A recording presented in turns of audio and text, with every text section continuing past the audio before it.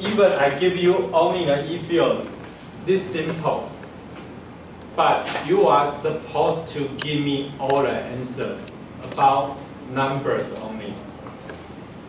Okay? Right now your unit, what is the unit of E field and unit of H field? 这个要18。 Okay? 上次应该是369。 So I will have some people. The first 5 people, you have more points. Okay? First 5 people. And how to write down this answer?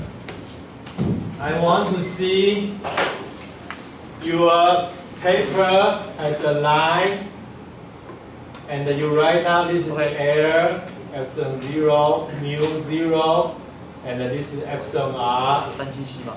Epsilon 0, mu 0, you write down this one, and then you have 我要这个东西。 something like that, and then you have what is this, the number of this, and number of this one, and I want to reflect it.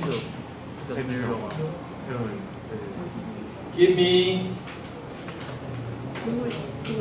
this picture, and show me EI equals to ET equals to, and HI equals to, HT equals to, and also this is ER, HR.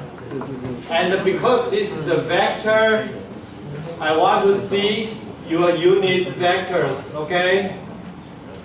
I want a complete answer.